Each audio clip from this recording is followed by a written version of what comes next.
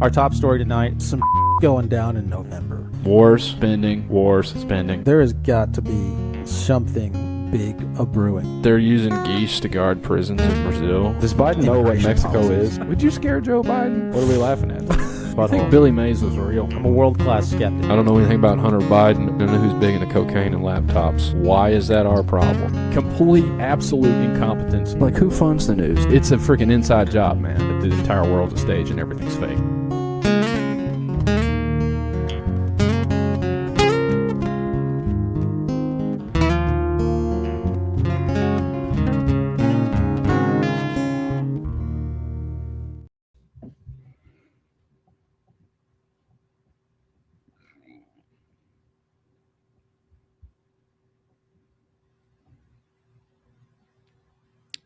I think you might be muted, brother.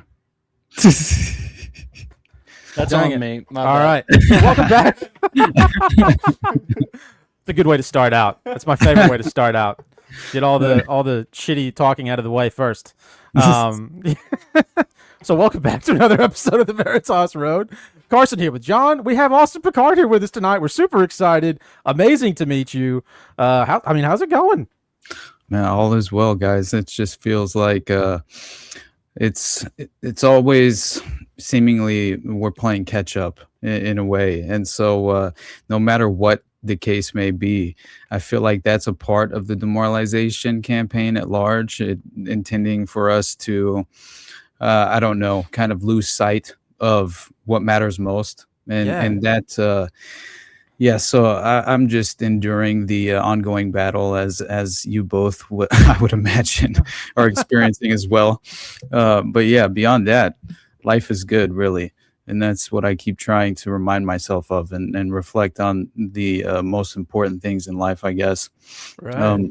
But other than that, yeah, it's really nice to meet you guys, honestly. And this subject specifically that we're going to discuss, I think is paramount in terms of just witnessing a modern miscarriage of justice and a perfect window into really having individual assets in prominent positions that can very much derail any sense of accountability to ultimately be had. So yeah, this is just, I'm excited to have this conversation. Let's just put it that way.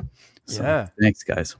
Oh yeah, no, we're super pumped over here. You said something that triggered something for me because both John and I walked into the studio tonight kind of feeling that same way, like, oh my gosh, we're just playing catch up constantly. And it does like feel a little not to get off into the weeds before we get to Delphi, but like it does feel a little engineered sometimes, like this whole idea of not being able to focus on the stuff that really matters because you're too busy, like with your 9 to 5 or whatever it happens to be. It feels engineered. I don't know what the deal is with that. Yeah. Social engineering is the name of the game, in my opinion, and I feel like society has officially been just ultimately subverted ideologically, and just going back to, I always mention Yuri Bezmenov and the 1984 interview with G. Edward Griffin, where he illustrates just the strategy that is being implemented in this very I like to call it the mind war because of Michael Aquino's book with Paul Vallely called From PSYOP to Mind War, The Psychology of Victory. And I think I covered that actually in my Omar Mateen episode when I covered the Pulse nightclub shooting. And it really blew me away just understanding the levels of connection between Michael Aquino and all of these scandals and the satanic panic of the 80s and 90s. And it's just realizing what a fundamental key prominent figure he was in really driving, helping facilitate the MK Ultra operation being driven underground post church committee hearings and the public disclosure and alleged accountability, which obviously isn't truly what took place. If you study the church committee hearings and you peel back that the layers of that scandal and also just kind of peer behind the curtain, I guess would be a better way to put it, you realize that Frank Church was a priority target in a sexual blackmail operation by Alan Dulles and his all the individuals that he could rely upon in his small, really, I feel like Alan Dulles and his crew were far more vital in terms of MK Ultra and essentially strategically establishing and I think in many ways entrenching the sophisticated methods of MK Ultra over time, but utilizing child prostitutes for human honeypot operations.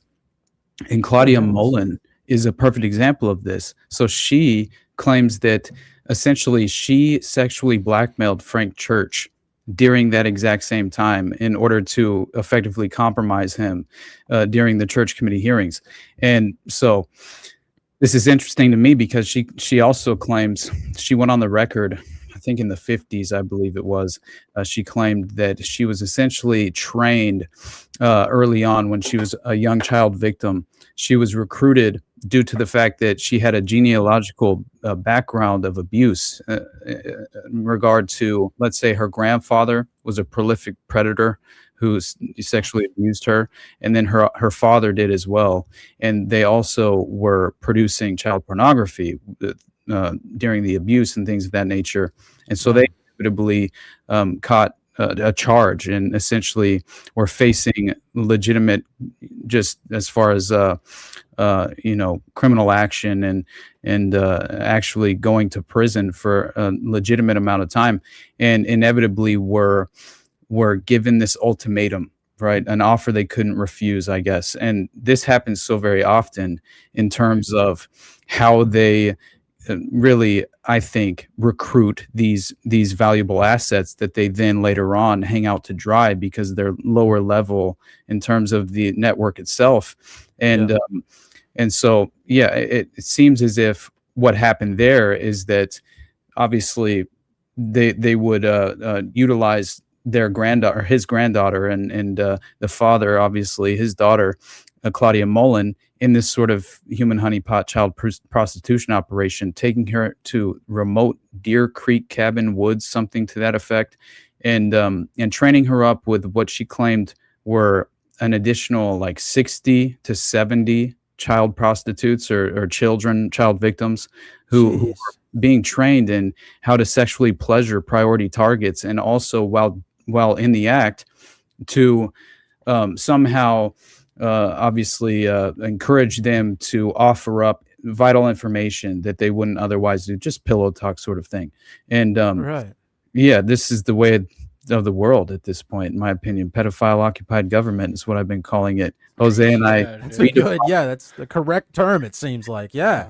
Jose and I redefined POG. We say no to POG. Okay, so that is I feel like a better way we could kind of I don't know, just weaponize the term for our own benefit. But yeah. Anyway, I didn't mean to derail the conversation. And no, I mean that's completely wild, and the degree to which it seems to permeate seemingly every industry out there, government and like private industry as well. Like it just seems to permeate everything. Like it's like a soaked rag. I can't even think of a better like analogy, but it seems to have soaked through all of society, and it's terrifying, gross, fascinating. Like it's gosh, you know, it's I didn't realize that. Is I had mentioned Michael Aquino and Paul Vallely, obviously, because they wrote that book From PSYOP to Mind War, The Psychology of Victory. And it's really interesting to me because we just had Dana Duda on Rotting Jewels, right?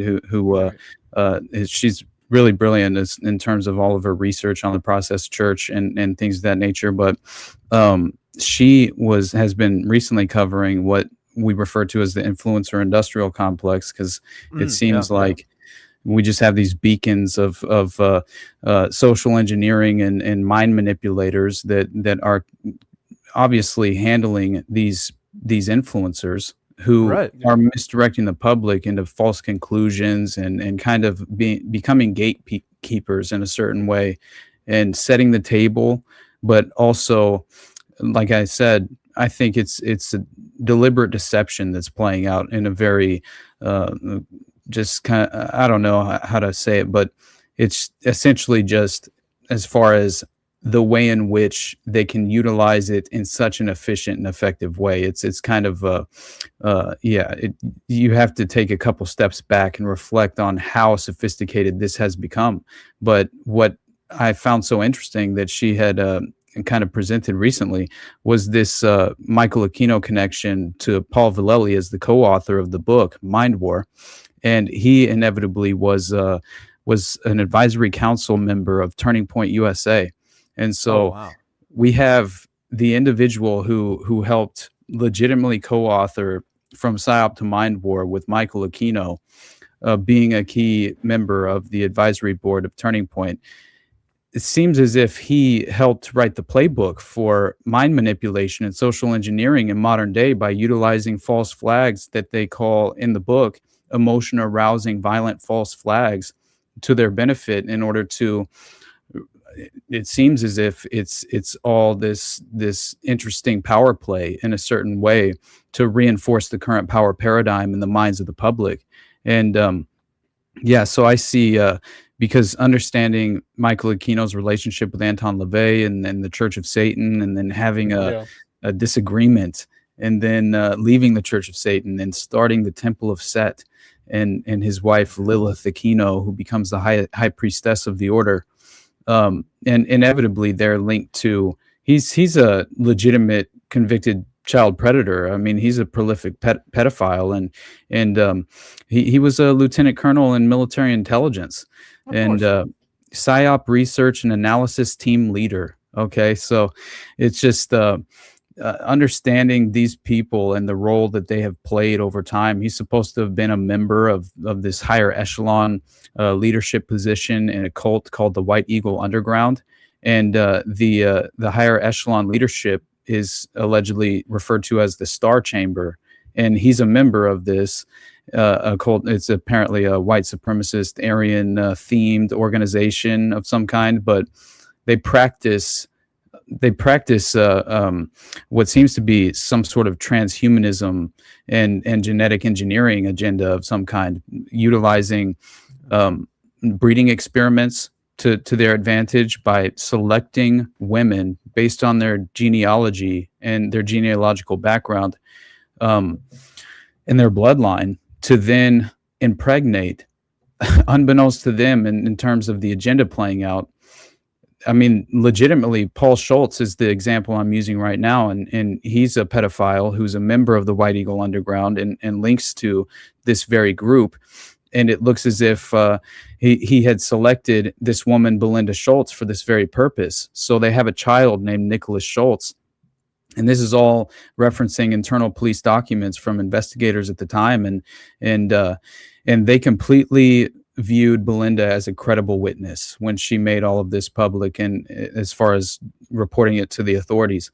And so it was interesting to see how Nicholas Schultz, the child who had been victimized from a very young age, inevitably was telling his mother about a Miss Lilla, who was telling him when he was being brought to all these various operational facilities for the cult itself and the wider organization and network. It looks like, and apparently they had a headquarters in Sedalia, Colorado, and I find that interesting because of how close it is geographically to Littleton and Columbine and all of this playing out at the time. But the point being is that clearly they were going to inevitably sacrifice Belinda Schultz in a blood ritual on behalf of the cult, and then Miss Lilla would become Nicholas's new mother after this would take place, and his biological mother was sacrificed. And so Miss Lilla inevitably was identified by Nicholas as being Lilith Aquino, Michael Aquino's wife. So I'm just like, knowing the Presidio scandal and everything that happened up in San Francisco, and the West Point case as well, and how they interlink, and then obviously the Franklin scandal in terms of Lawrence E. King meeting with Michael Aquino on Offutt Air Force Base in Nebraska. And allegedly, according to Paul Benassi and a few other witnesses, this is where they apparently stabled the Monarch Boys, is what they like to refer to it as. And there was I guess they witnessed some kind of payment, that exchange of some kind, that looked as if it was just a briefcase of money, and it was between Lawrence E. King and Michael Aquino, and that plays a prominent, I think, part in the overall network itself, because this is during the time that the paperboy fetish is being ordered through the network, and Johnny Gosch is being abducted, and Jacob Wetterling and things of that nature. But the reason that I brought up the Mind War, and I'll finish that part, and then we'll move on and get to Delphi, is basically because it lays out this interesting playbook, as I mentioned, to how you subvert modern society psychologically. And Mind War, what it claims, this is from the book itself. Mind War focuses on emerging and anticipating problems, situations, and conditions affecting the information environment, i.e., not only to manage the perceptions of groups and individuals, but to address the conditions and situations that fuel discontent and drive instability. Mind War provides the capability to resolve problems before they begin, utilizing 21st century scientifically valid, empirically based methodologies. Mind War is the equivalent of a mental preemptive strike. This is how this is the co-author who became a member on the advisory board of Turning Point USA, and let's all refer to Turning Point for what it is. In my opinion, TPUSA looks like a major psyop at this point. It does, I don't know. I have no skin in the game in terms of idolizing any of these prominent influencers, and so in no way am I falling into that victim status of being kind of led by the nose by individuals like a Candace Owens and things of that nature. But that's just my personal opinion of things, I guess. Anyway, that's so insane. One of the things that stands out to me about that, and maybe this can help tie things together before we jump into Delphi, is this. And I've dated several girls who have had like severe childhood trauma. And one of the things that makes a lot of people like super suggestible is trauma. This how, we develop somebody who we can turn into whatever you want. That's how you develop like multiple personalities, is severe trauma. Turning somebody into a tool, that's one of the first steps, is pick somebody who's been horrifically traumatized. And to me, and maybe this is me talking directly out of my butt, but it almost seems some of these mass events, like what happened with Charlie Kirk, seem like we're going to hit the public with a traumatic event, and then we're going to introduce essentially like a level of mass hypnosis, which seems to me not too far afield from the idea of, what they were doing during MKUltra and Monarch. Like trauma, hypnosis, we're gonna essentially produce the types of personalities and characters en masse that we're looking to produce, kind of. And it all seems to center around a lot of kids, weirdly enough, which is, kind of ties us into a little bit of what was going on with Delphi. And I'll let you kind of go over that, but it is strange and creepy how all of this does seem to center around children. I don't know if that's because they're so much more, suggestible than adults, because it's, so much easier to split off, personality wise, split off a child, or what if it's, the spiritual nature of it all, some of this weird, creepy sex magic they're doing out there. So much of it seems to center around kids. It's so absolutely weird. Yeah. Honestly, it's something that I really didn't understand as far as the level of the sophisticated methods in terms of the abuse and how they can implement this dissociative identity disorder from such a young age, and also how the networks operate. And we're talking prenatal trauma. They'll have stables of victims they're abusing already and impregnating for that very purpose, and have undocumented children involved and things of that nature. I mean, just Epstein himself is a great example with the Zorro Ranch operation he was running, the genetic engineering component there. I think it was a stable of up to 30 women or something to that effect, I believe was the number. And so we never know how many of these predators. I would imagine there are many different let's say, spawns of these prolific pedophiles that are probably running around domestically.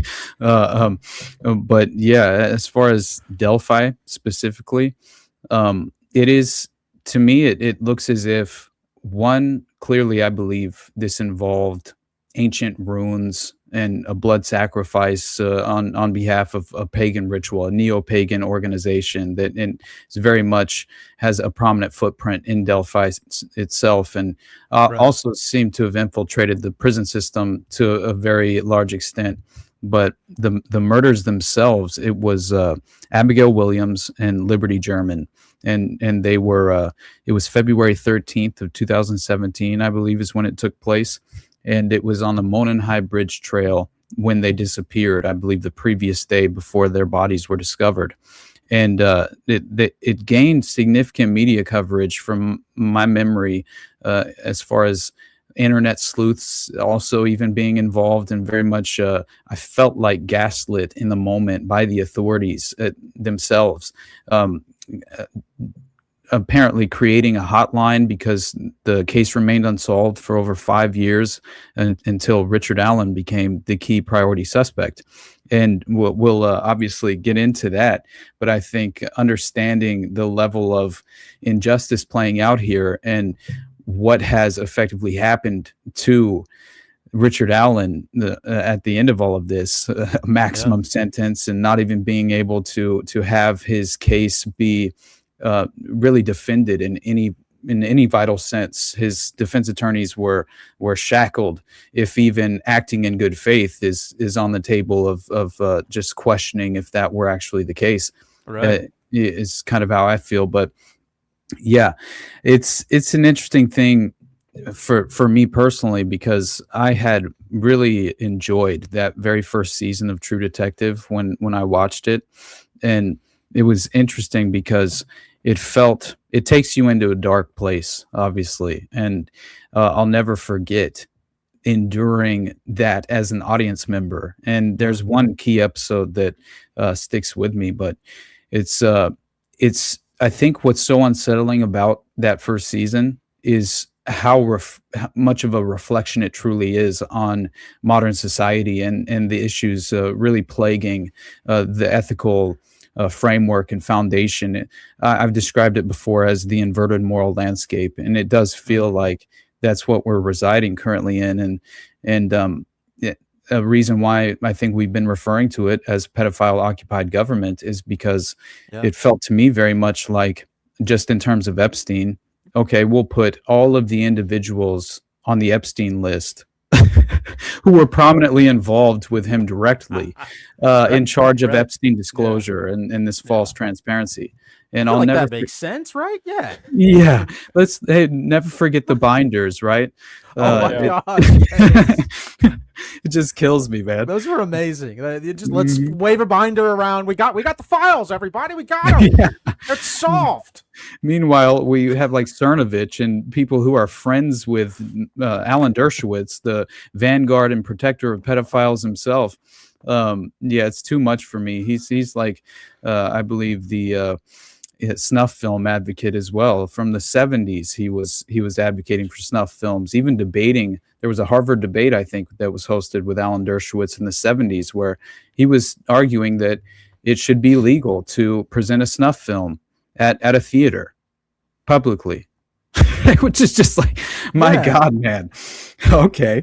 What the hell? Yeah, as long as it wasn't a domestic citizen, I think that was the only factor that he was using for a justification. If it were an international foreign citizen, then it was okay to view this snuff film.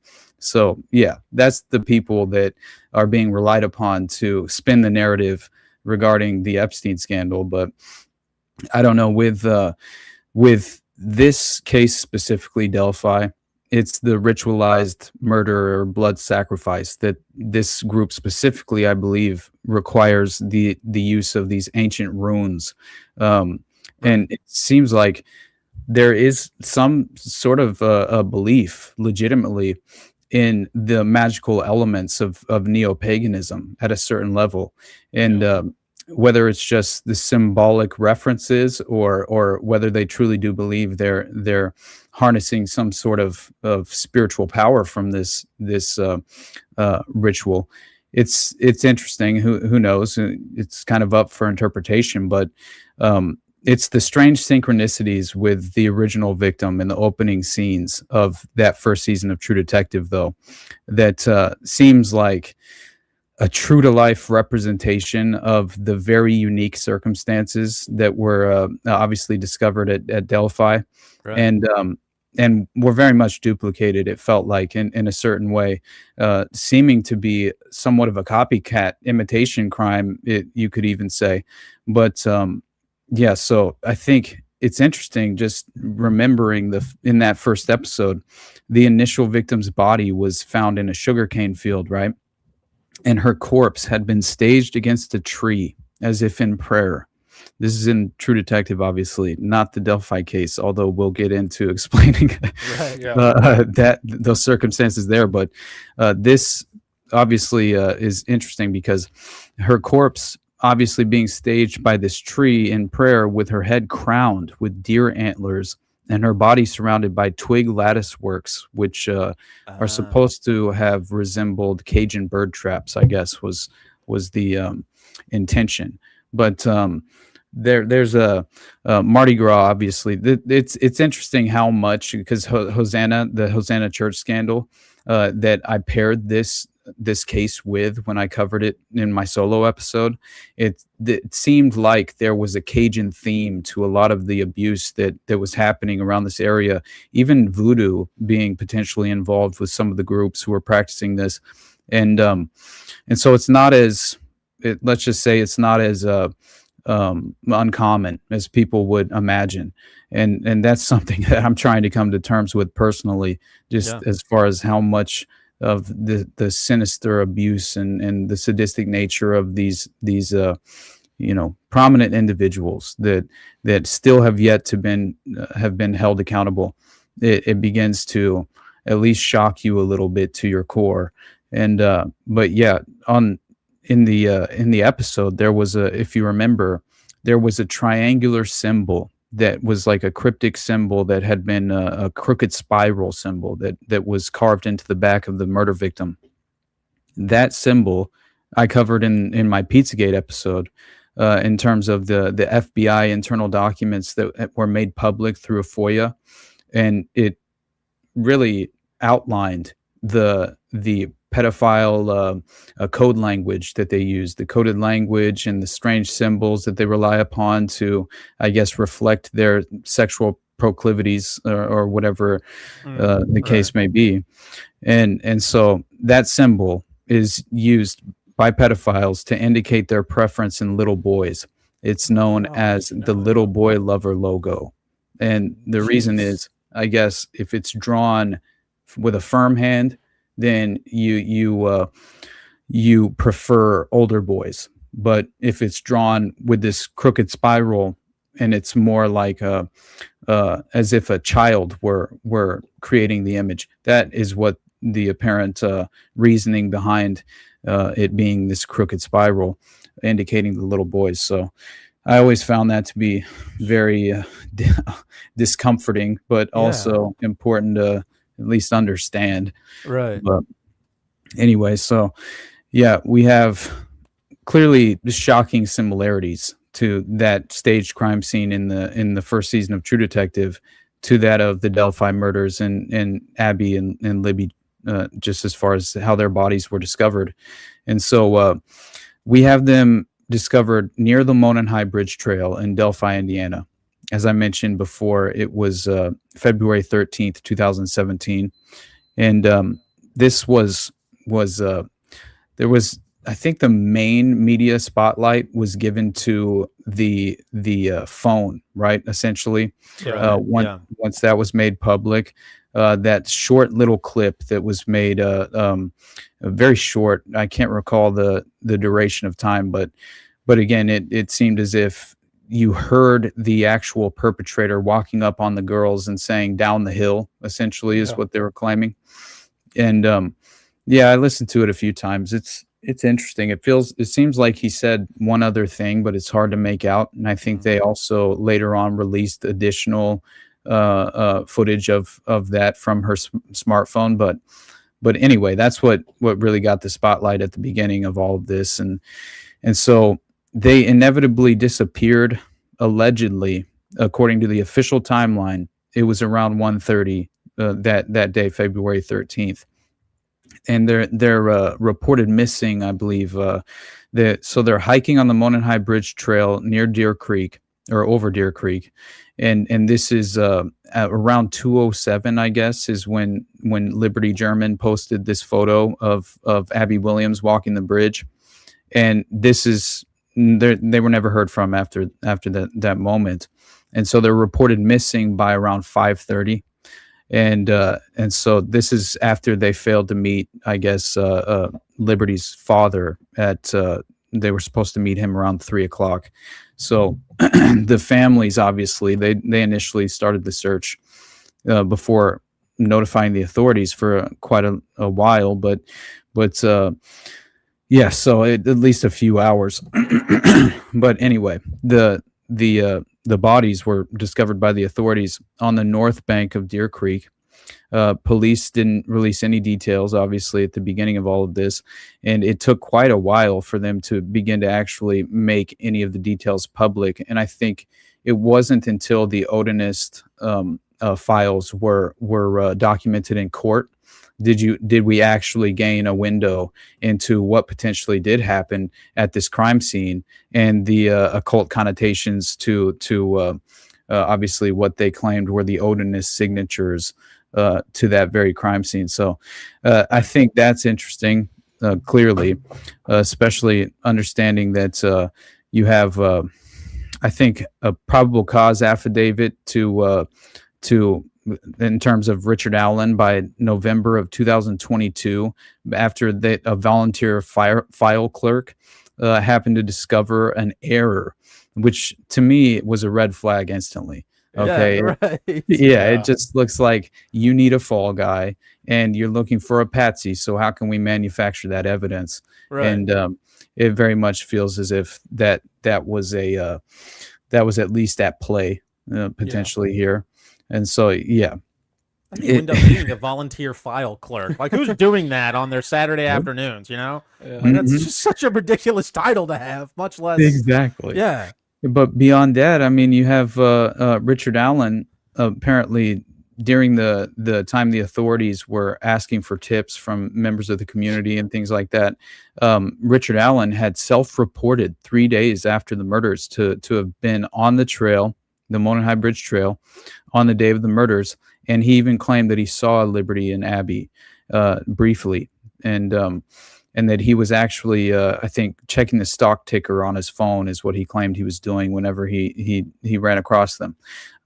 So he was, I think they originally charged him with 2 counts of murder, and when they took him into custody around October of 2022. But yeah, then the video footage that was originally redacted, obviously there was one victim, or as far as on Liberty's phone, the video itself, they mentioned gun, right? As a man was wearing that dark jacket and jeans, the bridge guy, and approached them, and that is when he allegedly said down the hill.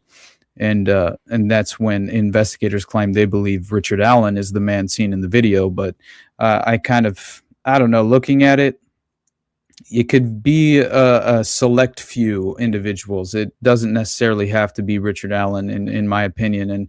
And I think it resembles far more of an individual, that we'll get into him later, because Brad Holder is, I believe, to have been one of the key perpetrators involved and a member of the Vinlander group, which is essentially an offshoot or a branch of the Odinist neo-pagan organization and network at large, and have their own unique branding and ideology, I guess. There's a key text that they rely upon. I think it's called The Vinlander is the name of the book, and you can go back and look through it. It's very interesting, but Yeah, the another thing that I found interesting was that there was a 40 caliber unspent round less than 2 feet from one of the victims' bodies, but it was between the two victims, right? And it was apparently later determined that the round came from a gun owned by Richard Allen. Um, this to me felt like a perfect moment that you could plant evidence, obviously, Yeah, that right? that part never made any sense to me because they never alleged that he fired his weapon, right? Hmm. Like Yeah, he never fired a gun, so it makes no sense that an unspent round would be there. Yeah. exactly. It sounds Have you? very planty. Yeah. Oh man! And by the way, I have a picture of when we get into Brad Holder. I have his son Logan was actually dating Abby, and that's very important Jeez. in my opinion. Especially when we lay out the details of how potentially these girls were chosen, because one of the girls' mothers was actually fraternizing with an African American man, and so that flew in the as far as against the principles of this organization, and Really? that is Wow. a reason why, at least allegedly, potentially a motive as to why they would have chosen the girls was as a really an example to make an example of and also I guess exercise their principles and ideology in a very twisted fashion. Yeah. But yeah, it's strange to me because I watched the police interrogation videos of Richard Allen, and I believe it provided a window into, just imagine you're being questioned after you yourself provided a voluntary tip, and obviously self-reported, putting yourself in the position to be on a short list, let's say, for potential patsy later on down the line if you need someone to wear this crime around their neck in a certain way, then Yeah. you're already volunteering yourself. And so I would always I don't know, just suggest doing never really effectively engaging with the authorities at any level if you can get Right. away with that. Yeah. Uh, yeah, but I'm telling you, when you actually watch it, it feels like he realizes in the moment what they're doing to him, Right. and his life just shatters, and the Yeah. sky falls before his eyes, and he goes from not realizing, trying to figure out, while also honestly answering the questions. That's another thing. I feel like people don't understand that if you're being interrogated, they are inherently acting in bad faith. That's Right, just the right. way it is. And so, as much as we would like to believe that we have principled individuals who are conducting these investigations, who would never just try to wrap up a case, and Right. prosecutors who don't have incentives to just get it off the docket and successfully wrap it up as well. I mean, there are inherent incentives within the system as it's currently structured to just make sure you have someone that can effectively be charged, and that in itself, I feel like provides us with fertile ground in terms of never really having a proper I don't know, just opportunity to have your case heard in an honest and objective way. And beyond, if you don't have the money to hire a legitimate attorney, I mean, you're saddled with a public defender. Good luck. That Right. public defender is doing everything he can to compromise and undermine your ability to fight your case and defend yourself. That's just a fact of life. Yeah. But anyway, I did want to show you guys this though, because it's exactly what. Can I share this with you? Would you mind? Yeah, go It's for it. interesting. Awesome. So this you'll see, and obviously this is a woman who I don't even know her show or anything, but she's presenting a little bit of the interrogation video. I should have found it and spliced it and just removed it, but I did find it interesting because she the two spots that she kind of spotlights or highlights for the audience, I feel like are important to, at the very least, acknowledge. And then a break. Days after the murders, Libby had recorded a man on the bridge.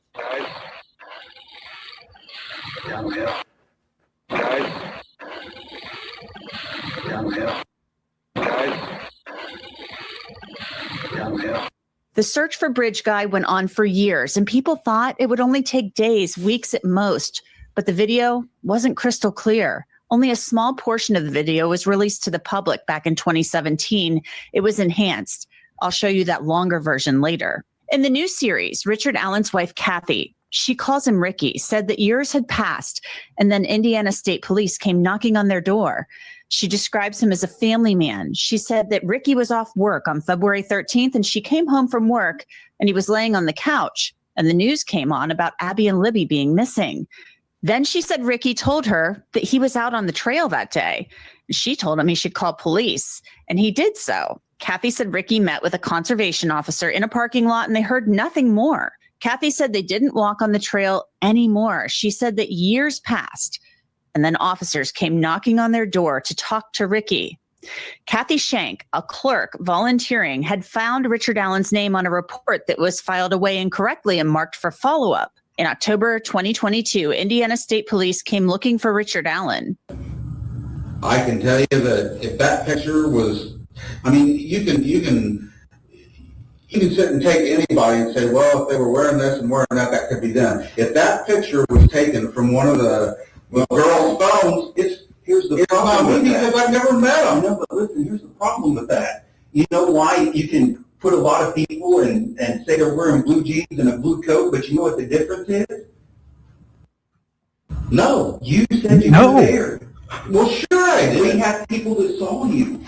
Okay. Ricky said you were out on the bridge yourself. There aren't that many people that saw me. I mean, I'm sure I didn't miss that many people. If they walked behind me. That in itself, right? Like, just as far as his reaction, I honestly feel like there's something about it that and it goes on for more than that, obviously, but it's very important to actually see for yourself, I think. And only because I legitimately believe that he's reacting in a genuine way, right? And it seems as if he's finally realizing in this moment, because I had watched a little bit of the prior interrogation, and he was far more willing to attempt to aid them in the investigation process. And then he begins to realize that they seem to be framing him by misrepresenting this evidence. And that's when it really seems like he's unfit psychologically to even really deal with it. I mean, who would be? Right? And so that's something that I feel like all of us should, at the very least, imagine ourselves being in that position and what the hell we would do if the sky fell like that. And that just happened to be because you were acting in good faith. And let's just say I'm playing I'm purely speculating, because obviously my personal belief is that Richard Allen is innocent, just by the evidence that I've seen. But still, it's just like I mentioned at the beginning, it's the perfect window into a miscarriage of justice in modern day. Right. So yeah, I thought that at the very least I should show you guys that for a brief moment, because just understanding that you had before, there was really no break in the case as far as just being able to make sense of any of this until you had this filing in court, that essentially you had these documents that were filed away that were like 136 pages. And it was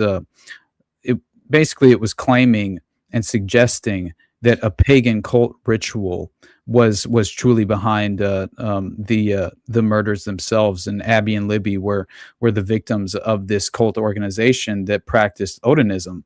Right. And so that in itself, it's like you have the suspect and his defense attorneys in a very detailed way making 136 page court filing document regarding a ritualistic sacrifice that actually took place.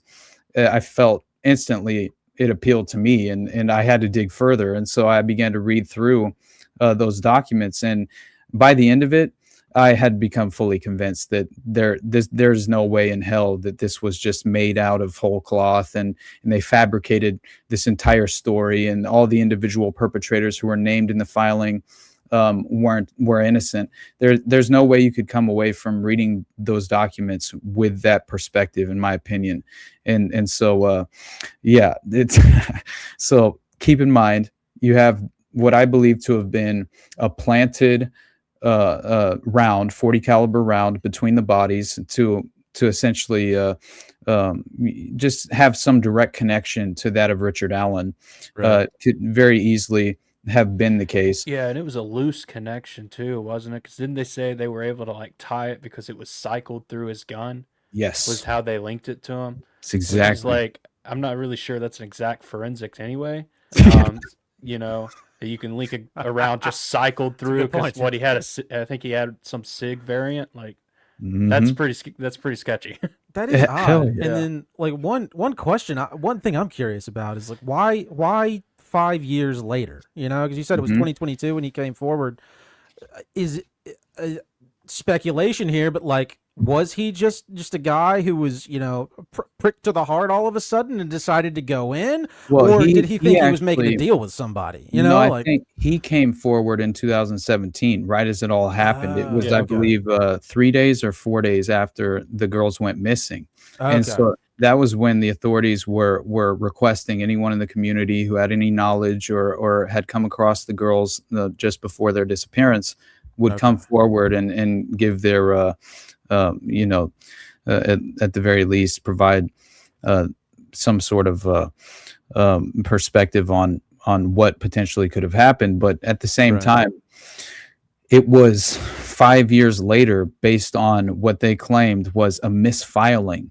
And as they had mentioned in that video, it had allegedly been a misfiling, and it was supposed to be filed as for a follow up, I guess, for the investigation to follow up on this just key evidence of some kind.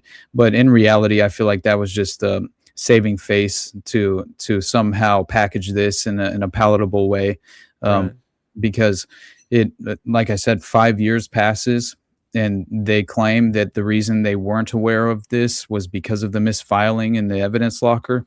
And that alone is, I'm very skeptical of that being reality, Yeah. because 5 years after the fact, as the wife Kathy mentioned, the feds are knocking at the door, and the investigators and authorities are knocking at the door, and now they're interrogating Richard, at first seemingly in good faith.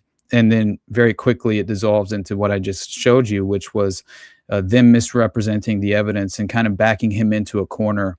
And once he realized that, I felt like he had no ability to defend himself. And you Right. see the moment when his hope really shatters. And it's a sad thing to witness. But yeah, it seems like you have the prosecutors coming out during the trial, and they're stating both the girls had their throats cut, right? And this is when we're starting to get a picture into the crime scene itself and what effectively was discovered there. And so Williams, Abby, was found fully clothed, whereas Liberty German was discovered nude. This unspent 40 caliber bullet, allegedly from Allen's gun, was found between the bodies. Prosecutors claimed that Allen had admitted to the murders more than 60 times while incarcerated, confessing to his wife, his mother, family members, the prison warden, the psychologist who treated him in prison, other prison employees, and other inmates. Now, if you see a picture of before and after of Richard Allen going into custody and being legitimately detained and then incarcerated, Yeah. he becomes a shell of himself. He doesn't even look like the same person. And from all the allegations I've seen, it looked as if he was being abused while he was in prison. And Right.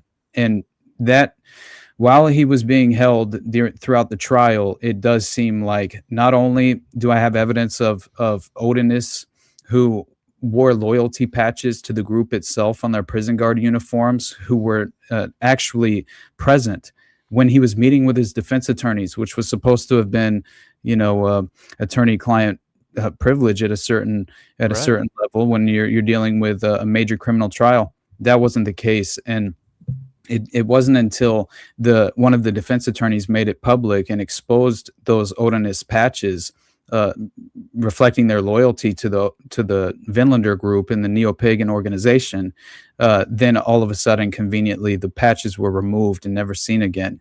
But Of course. yeah, Yeah. that's a coincidence as well, guys. Right? Yeah. Like, That's it's happening crazy. all the time. Yeah. It's normal. crazy. But so I think the reason that I say that is because I believe it's almost the enhanced interrogation techniques, right, from Abu Yeah. Ghraib, right? Like let's waterboard you and see what you confess to. Right. I think anyone will confess to anything if they're in the bad enough position, let's just say. Yeah. And that's terrifying and tragic, but yeah. So then you have confessions that were made in person, over the phone, and in writing, allegedly. But prosecutors were telling the jury at the time that Alan was the bridge guy, obviously, after only showing them this digitally enhanced 43-second version of the cell phone video. And so you had one police trooper, I think a master trooper, who had listened to more than 700 of Richard Allen's prison phone calls. And they then testified that the voice of the bridge guy is the voice of Richard Allen. So that was all they really needed as far as the justification to go forward with that criminal allegation. But so then the jury, which had been sequestered during the trial as well, they began deliberations. I believe it was on November, sometime around November in 2024. And then he was inevitably convicted on all counts. And I think he was given the maximum sentence of 130 years in prison. And if I remember correctly, because I was reading through whenever he was sentenced, I was reading through the files and what had happened in court that day. Oh my God, Jesus, sorry. And when I went on NDS, this video kept popping up every time I went to a local Indiana news publication that was pretty reliable because they reported on this case, very actively. Yeah. But my God, they're terrible with video. It's so annoying. So hopefully that doesn't happen again. But yeah. So what I thought was interesting was that pretty much you had the judge just using him as a really a punching bag in a certain way. Right. And it was, I think the way that she put it was, and this was another thing I felt worthwhile in noting, was that during the pretrial hearings, it was Francis Gohl, I believe was the name of the judge.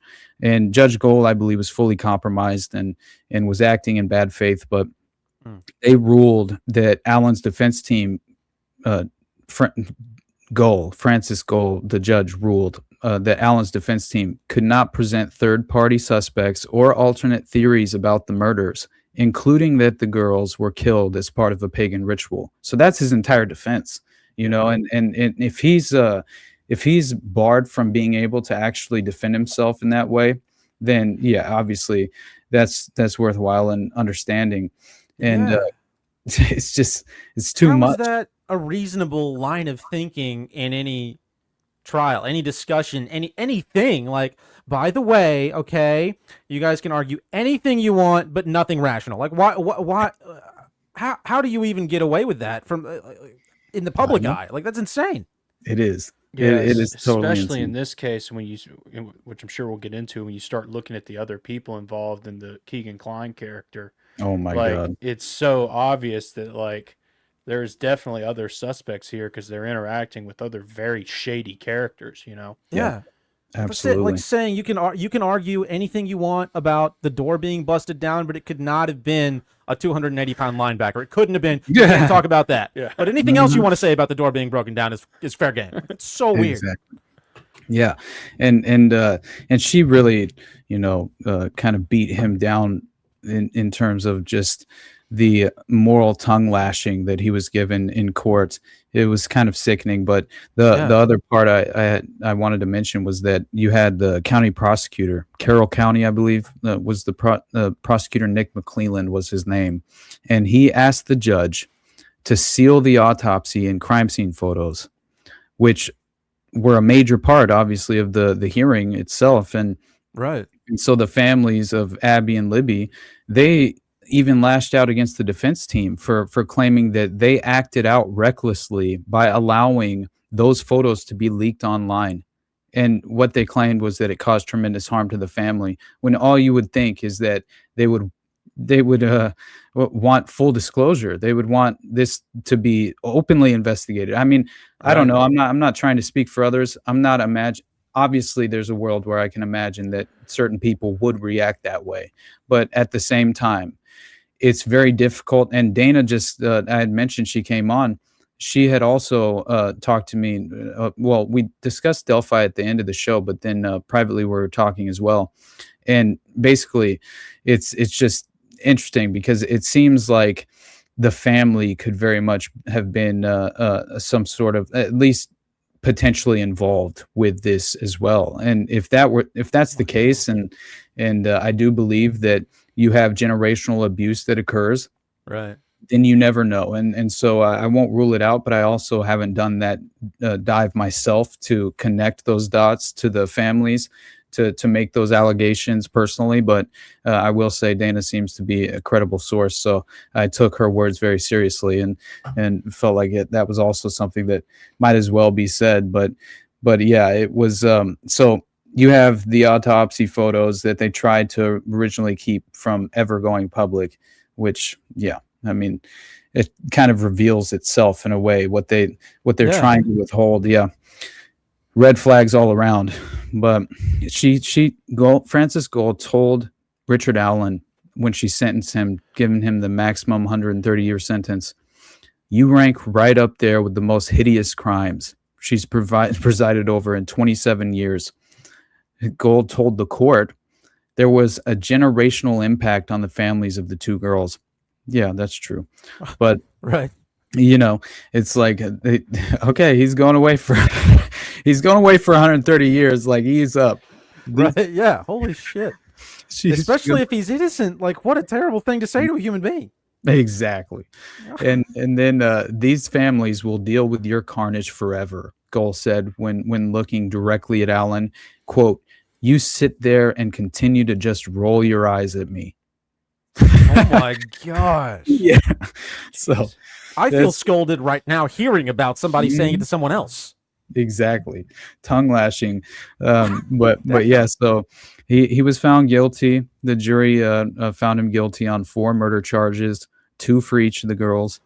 And apparently under Indiana state law, an individual can only be sentenced for murdering another individual once. So counts 1 and 2 were dismissed by the judge, and he was sentenced on counts 3 and 4. So that was the way in which they went about really just ending this man's life.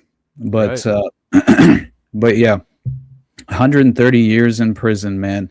But I do think understanding that an FBI investigator, an agent, believed that the bodies had been staged at the crime scene. And that was one of the first things that I discovered when I first looked into this. It's one of the first things they said too, like not too long after it happened. It's like, hey, there were a bunch of like signs and stagings at the crime scene. Exactly. So like, when you think of how it like ended up, because it's like I kind of followed this when it started and then like just kind of dropped it. And when you think of how it ended up, they just kind of blamed him and dropped that entire angle. It kind of blows my mind. Because that was literally like 3 days, I think, like after it happened. That was one of the first things they said, that it looks very clear that this crime scene was set up in a particular way. Exactly. And by the way, I discovered it didn't take long at all to track down exactly where it was as well. It's like 1.5 miles from the Monon High Bridge Trail where the girls' bodies were discovered. Happens to be a private Freemasonic cemetery. Oh. Which very much plays into the initiation just following the murder of Libby and Abby, where Brad Holder was allegedly what do they call it when you're actually you ascend in the ranks of the Freemasonic order in the local chapter, let's say. So he achieved a higher rank just after this ritual took place. Do you guys mind if I run to the bathroom real quick? Yeah, I'll be right back. Dude. Awesome. Thank you. That sounds like a fraternity hazing, right? Like you're about to get jumped into the frat. Yeah, jeez, dude. Go beat up some kids. I mean, like that sounds kind of like what would happen there, just on a very grand, super sick scale. Yeah. Yeah, it That's makes you so wonder. wild. It makes you wonder what that actually is conditioning people for. What do you mean? Frat hazings. Oh, yeah, it's a good point, John. Yeah. Well, I mean, I think like a big part of a lot of that is just training you to comply with like perceived authority and to comply with like social conditioning, because that's 99% of what like frat culture is responding to authority and responding to social pressure. Like that's all frats. We had a guy at work who just got hazed into his frat. He's like, yeah, brother, man, I've got and was like, congratulations. Also, I'm sorry. Like, I'm very sorry for whatever happened to you. I'm sorry about your butthole. I'm sorry about whatever happened to you. Like, it must have been terrible. But I mean, yeah, it's especially with. I didn't realize it was on the property of like a Masonic grave site. Yeah, I didn't either. That blows my mind. That is outrageous. Also, my mic is falling apart. Sorry, folks. John, talk about stuff. I'll fix this. I'm kind of laughing at that because we bought that to be a sturdy mic. Yeah. What'd you do to it? I fucked it up. That's what I did. Okay. Yeah. Jeez. Yeah. Well, while we're waiting for him to come back, we'll do a quick bit of shameless plugs. Yeah. Is go and check out our new Twitter since our old one got banned. Yeah, please do, folks. At Veritas Road Pod. And give us a follow on YouTube and Rumble. And also like this stream and share it to all the people while Carson fixes his mic. There you go. All right. Thanks, guys. Yeah. Well, yeah. So, and remind me if we end up, because we are already an hour in, I figure if we end up doing a part 2, I have to tell you guys about let's just say the origin of Project Monarch. And because we had talked about Michael Aquino, and I can't believe what John DeCamp claimed, the senator from Nebraska who wrote one of the books on the Franklin scandal, which I do value very much. He's an interesting character, but he's made a lot of very vital allegations that seem to have been reinforced by legitimate evidentiary claims as well. And just as far as like reinforcing the credibility of the allegations. So I do trust a lot of what John DeCamp has presented over time, but you never know, because as it is, once CIA, always CIA, or once a spook, always a spook in a sort of sense. So you have to be careful, I guess, a Ted Gunderson kind of element there where it's like, yeah, well, I appreciate certain things that Ted did, but does Ted glow like the sun? Because I very much feel like he does in certain ways. But yeah, so it's always you're playing this balancing act, I think, in trying to discern for yourself the credibility of certain people. But I just watched that documentary. I've started looking at the Franklin scandal like this past week, and dude, what they did, especially to the witnesses, is some of the darkest shit that I have ever seen. Yep, my good, it blew my mind.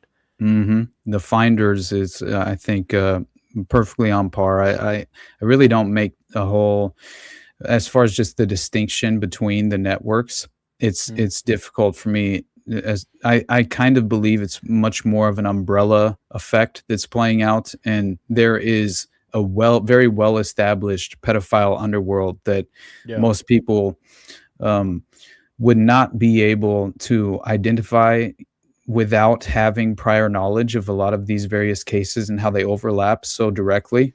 And once you realize some of these more prominent figures that are directly facilitating these other networks in these geographical areas that are distinguished by a separate name of some kind, they truly behave in the exact same way. So at the end of the day, it's just one large network, it feels like. But it's easier to say it that way, I guess. And I would try to resist looking at things in a more black and white, naive fashion, but at the same time. So yeah, we will have to get into that at some point, hopefully. But absolutely, what I think is crazy is that obviously I'd mentioned the FBI agent and the staged crime scene, and yeah, it doesn't at all feel like this individual was buying that the official narrative at the beginning of any of this, and wasn't at all reinforcing what the authorities were hoping would come of the investigation. And so Richard Allen, his defense attorneys, obviously they focused in on this specifically because of how much it flew in the face of what they were attempting to stage as the narrative. And so this FBI agent believed clothing had been taken and the bodies were staged in this search warrant request for the Delphi murders. It says earlier in the Delphi murders investigation, FBI Special Agent Nicole Robertson believed a possible suspect in 13-year-old Abby Williams and 14-year-old Libby German's death lived at a property near where their bodies were found. I had to put this into the show because it seems like, I'm not saying this individual was let's say the prominent perpetrator who legitimately killed the girls.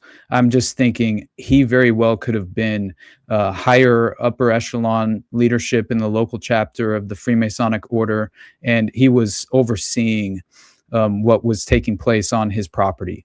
Now that's always in the cards. Right. And so, just understanding it was Ronald Logan, I believe was his name. Yeah. And he was originally, I think he died also throughout the course of the investigation. He died in 2021, I think. Mm-hmm. I think. And I mean, he had been, I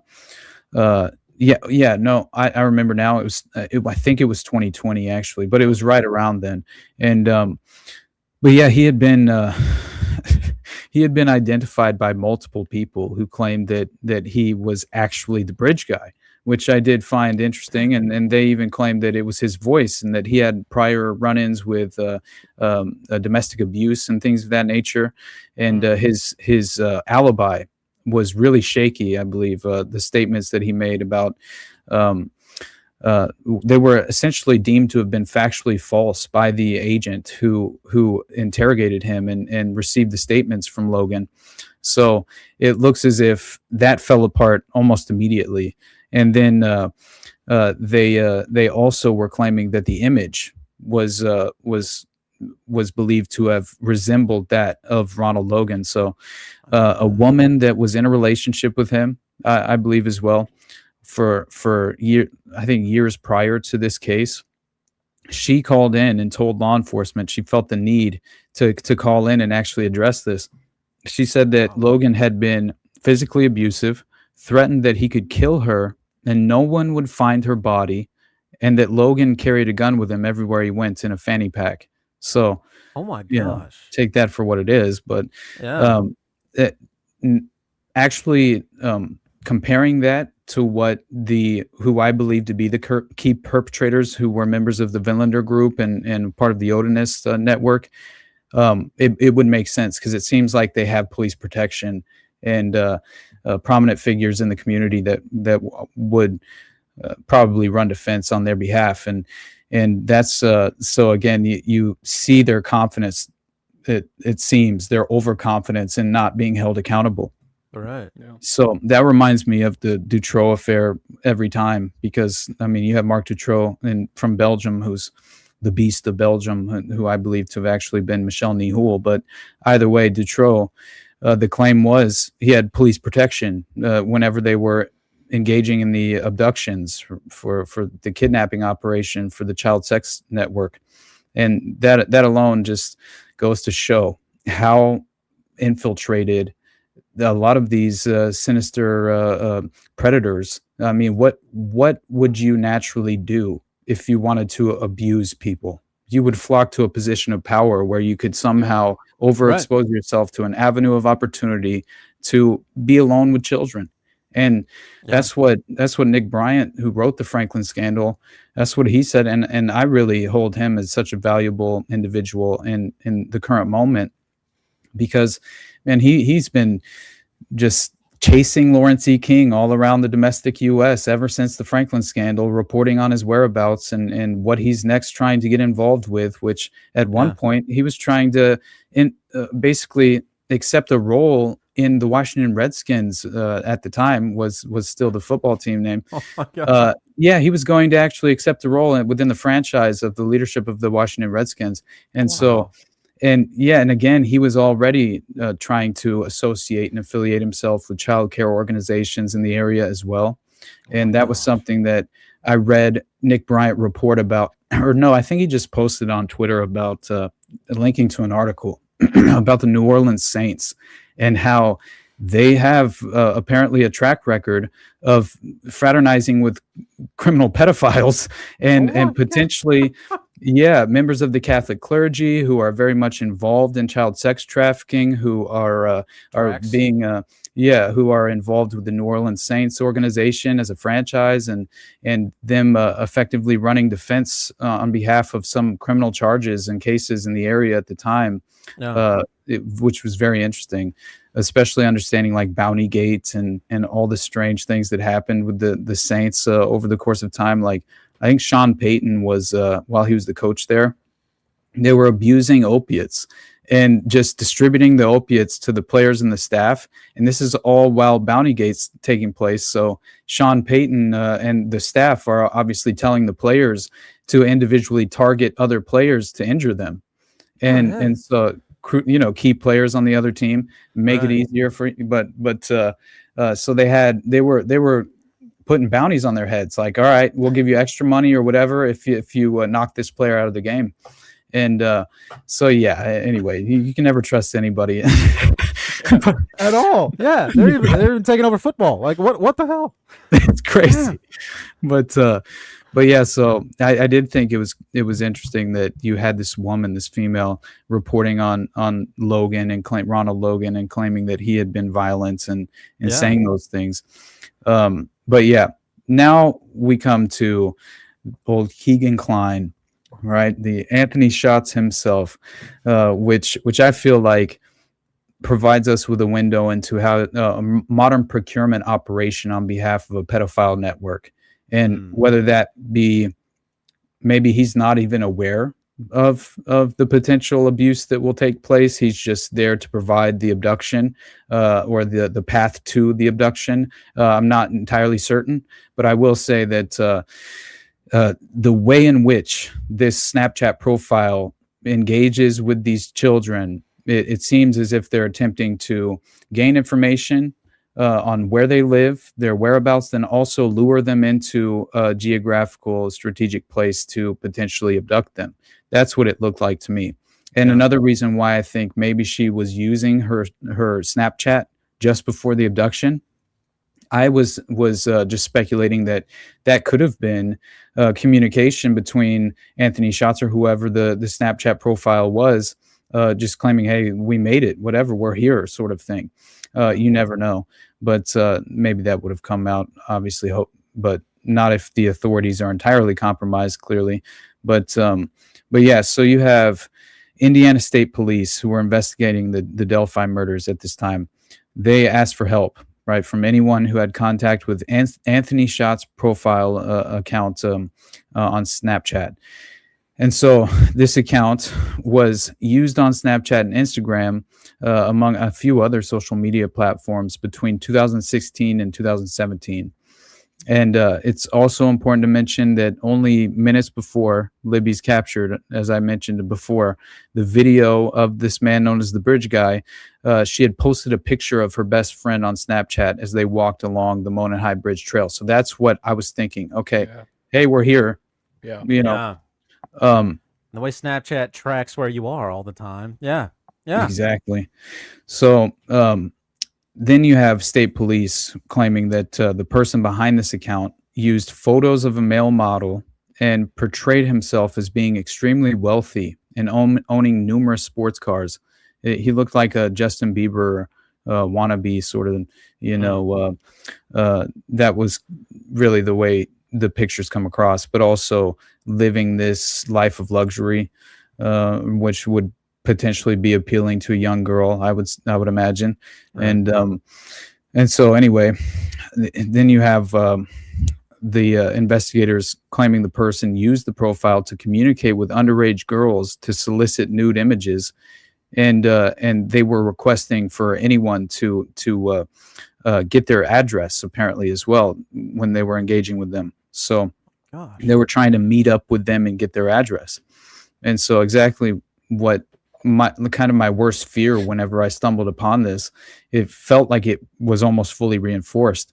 But so then you have the police identifying the male model that was used in the photos on the account, and they claim the man is not the person of interest in the Delphi case, but I believe I don't want to keep mentioning Dana, but she just told me something about this last night as well in regard to the male model actually inevitably later on becoming, I think he was actually convicted of some kind of underage sex crime.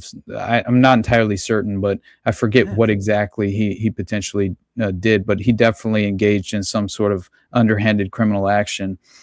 So it doesn't look as if he's entirely, I don't know, just innocent or absolved of guilt.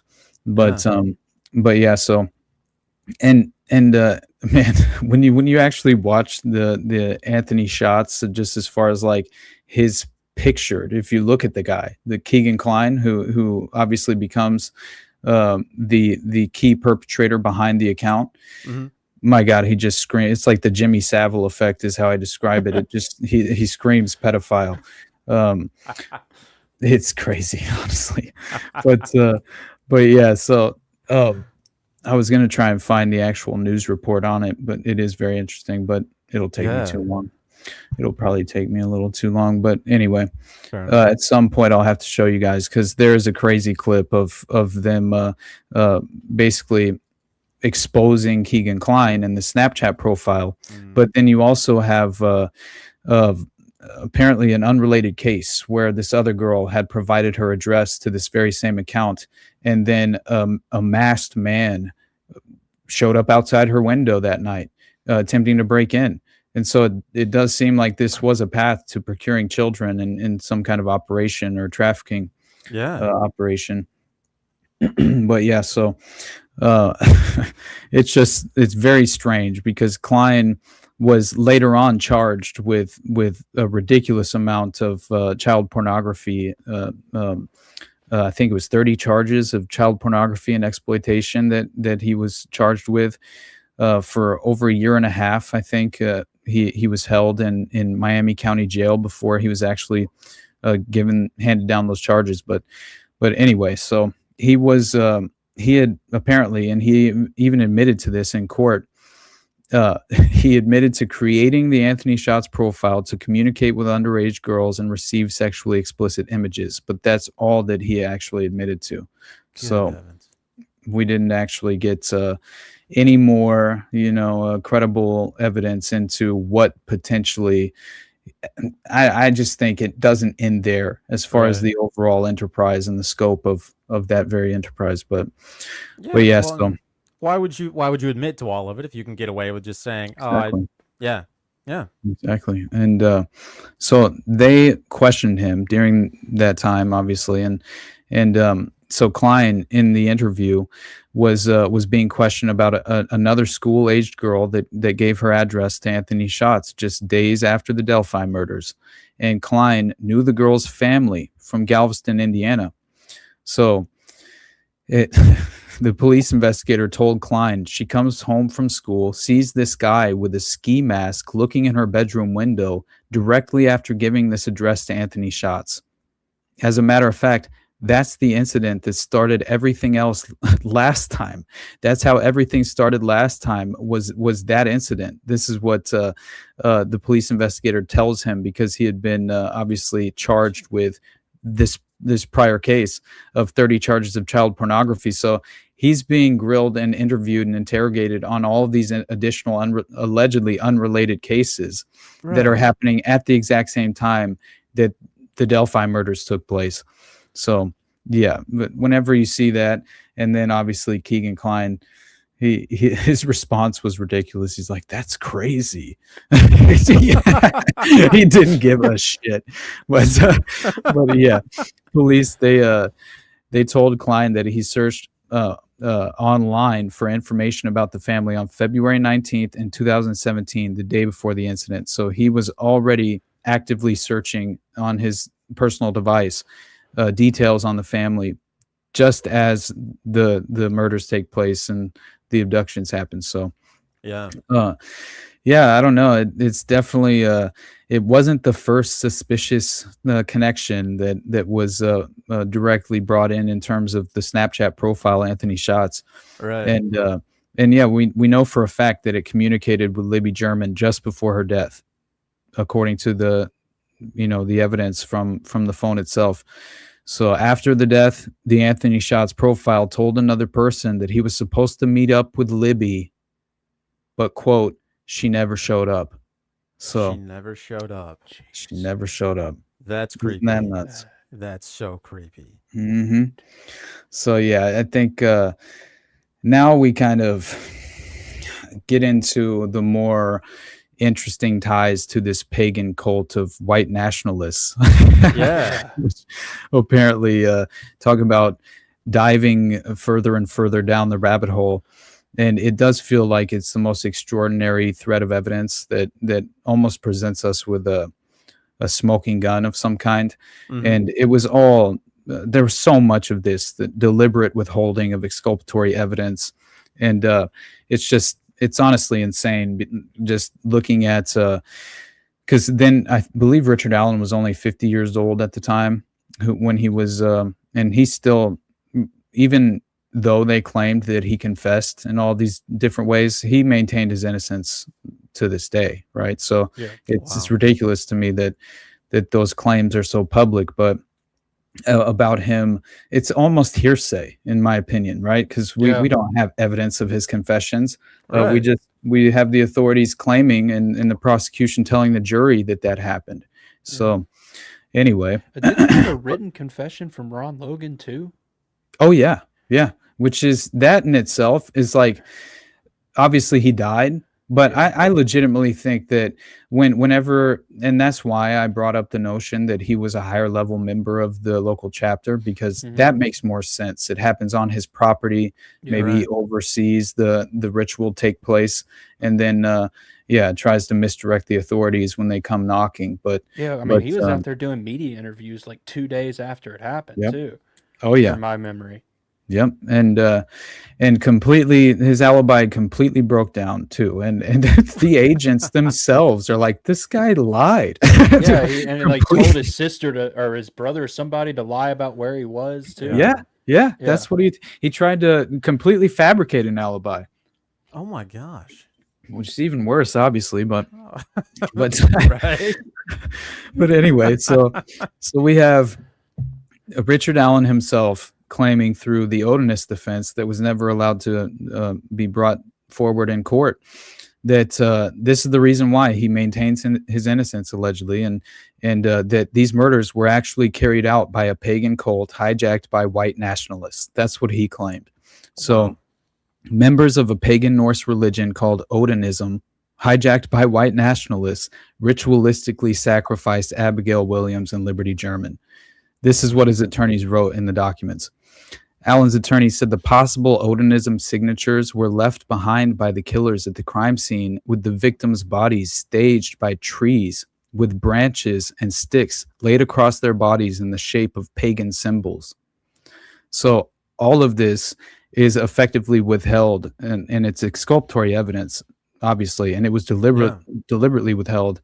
And so you have the murders of Libby and Abby never being publicly linked to Odinism until this moment, and even then, obviously they did their best in managing the outcome of the exposure of this line of defense.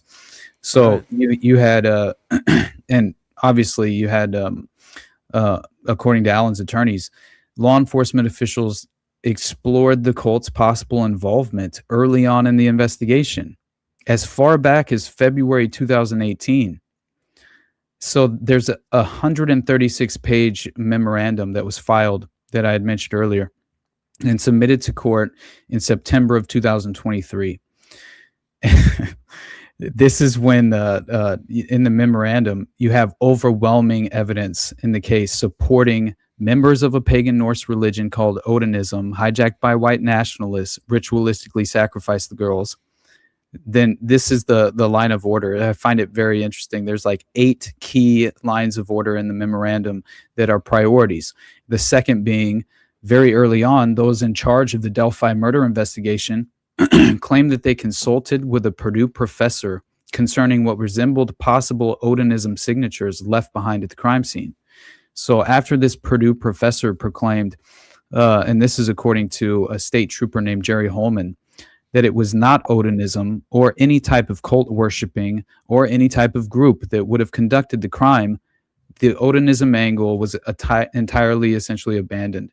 So as of September of 2023, the leaders of the Delphi investigation team claimed that they can't identify who this purported professor was, have provided no reports from this purported professor, and have further indicated they have never been able to figure out who this professor is. So it just looks like they made this guy up. They would have had to. Yeah, there's no more willing populace than professors to say, "Oh my gosh, it was me. I said it. I said it. Look at me." Like, it's perfect. Yeah. I mean, in with every all the way. media attention, he would have been out there on his own telling people he was the one who gave that information. That's wild. Exactly. And man, things take a very diabolical turn, I would say, as far as the task force that was created in order to deliberately trace back the connections that they believed were signatures to the crime scene of Odinism in the crime scene, obviously. And so, yeah, you have, again, this professor just being manufactured out of whole cloth is one of my favorite parts of the story. Yeah. I didn't know that. That's wild. It just appears out of nowhere. That's great. Mm-hmm. So then you have beyond the abandonment of this Odinite angle, you have years passing by, 2018 to 2022, and thankfully during those passing years we have 3 individuals of prominence that are worth noting that I believe to have been very much, let's just say, they seem to have their integrity intact. All right, and refuse to turn a blind eye in regard to pursuing justice in an objective way, and seriously considering these Odinist ties. Yeah, and they come in the form of law enforcement officers Kevin Murphy, Greg Ferenczi, and Todd Click, who I believe they continued to legitimately pursue the truth no matter the consequences, and they ultimately endured some very unfortunate consequences, and Greg Ferenczi obviously being the one who endured the ultimate fate. But it was because of their curiosity and efforts in the investigation that we even have the evidence that establishes the names of who I believe to have been the perpetrators and the likely murdering members of this Odinite cult. And so I think all of this was understood to the leadership by February 2018, no later than. I truly do. And so talk about withholding exculpatory evidence and then manufacturing a patsy. But so, and it was, I mean, you could chalk it up to incompetence, I guess, which is what the defense was suggesting, due to either incompetence or a concerned intentionality. That I loved that phrase that they used, a concerned intentionality. Wow. Those in charge of the investigation refused to arrest or even properly investigate these obvious suspects. Concerned intentionality. That's a turn of phrase right there. Yeah, Definitely. Damn. So by May of 2023, by way of prosecutor Nick McClelland, you have apparently a letter being received from former Rushville Assistant Police Chief Todd Click, who has now been forced into retirement and is also enduring quite the scandalous criminal trial, essentially, at the end of the day, which is absolutely assassinating his character. And that was the, I think, intention behind this. I think they manufactured a false case to misrepresent his integrity, and right. They also I think it's important to understand how willing criminal, let's just say criminal assets are in terms of fabricating falsehoods regarding a police investigator. maybe even one that put you away prior to this. So Right. you have a further incentive to compromise him or undermine him. And if you're given the opportunity, of course you would. And essentially being provided with the notion that if you play along with this, you get out early. We take it easy on you, and you'll get maybe what's it called? You'll get an early hearing for I can't remember what it's Parole, called right maybe? now. What is Yeah, that? parole. Thank you. Damn it, it was escaping me for some reason. But yeah, we'll get you an early parole hearing or something to that effect if Yeah. you play along with this, and or even just throw out a criminal case. You get caught up on a drug charge or something, and or whatever the case may be, and yeah, many people would take them up on that opportunity, I would have to imagine.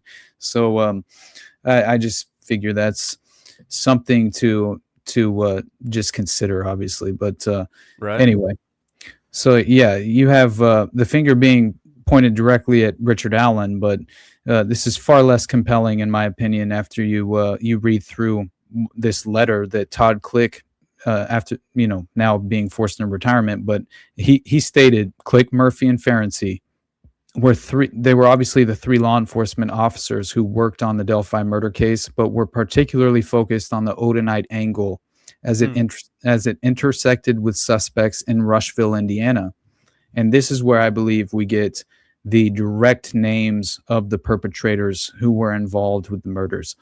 And especially when I read through Richard Allen's probable cause affidavit, because Click became concerned that the information contained in this affidavit pointing the finger at Richard Allen, he said, was far less compelling, as I mentioned, than the totality of the information that Detective Ferenczi, Detective Murphy, and Officer Click had accumulated during the Rushville portion of their investigation.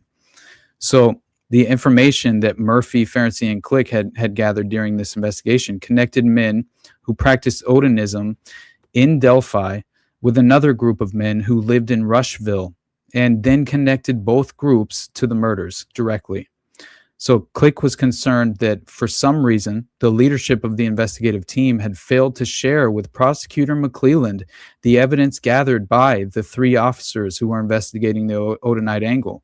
So this is when you have a Click himself seeking out an attorney to assist him in the drafting of this letter to McClelland, who was the prosecutor, right, who I believe was acting in bad faith, and that becomes very clear later on, because this letter was sent directly to him, and the letter was not at all provided to the defense until after it was obvious from the last round of depositions that the defense, who had doggedly pursued witnesses as far away as Georgia, would certainly be talking to Todd Click. So until they actually knew for a fact that they would be forced, their hand would be forced to expose this letter publicly because the investigators were going to actually talk with Todd Click, then obviously, right, this is just amazing to me that it took that for Prosecutor McClelland to actually expose the letter that Click had sent him, right, in regards to the Odinist ties here. So, yeah, I believe that's another great example as to how he was acting in bad faith as the prosecutor. But anyway, so he had this letter in his possession for almost 4 months before turning it over to the defense. And that is, yeah, I mean, it's not at all typical or status quo, but Right. so they're, and the way the defense put it, I think is very important, because they essentially claim that there's no way we can mistake that this letter is anything but exculpatory in nature, and Right. could have been used by the defense as it prepared for upcoming depositions. But they also, refused to. It was McClelland who only offered up the letter after it was obvious that the defense team would soon be learning of the letter's existence. So the defense team, in other words, what they're saying is that the defense team would obviously be meeting with Click or deposing Click. And so that would be happening within the next few weeks. And therefore, they would have to make this public. There was no way around it. And so, yeah, it took again, far too long for this to ever have been made public or be obviously presented in any way, in an objective way, let's say, during the trial itself or the investigation proceedings. So preliminary hearings were entirely compromised. So then you have... How incompetent was his defense team for like not making a bigger issue out of that? Now, I think that if he even had or at one... least like they were definitely railroading him. You could have easily made a bigger issue out of that. I think if anything, he had maybe one attorney that wasn't entirely on the take in this context, is what it seems like, and even that might be an overstatement. I'm really not entirely sure, but at a certain point, I'll have to deep dive back into this and update some of my notes and things of that nature. That because I guarantee you, we're just going to see more and more proof positive that this was a complete and total railroading in terms of the miscarriage of justice playing out, and it's not at all plausible that they overlooked all of this as well. It's a little crazy to me. So what they're making very obvious is that you have the prosecution sitting on exculpatory evidence, hoping that the defense team would refocus its efforts on another angle of the investigation. Disclose the exculpatory evidence, claiming that the contents of the letter were overlooked in the volume of discovery. That was what they claimed. Oh my gosh. So he chose we got too busy. We missed it. Sorry, we were too busy. That's what he claimed. The hell? Yeah. So that is what McClellan claimed, is that obviously it was overlooked due to the volume of discovery. And so,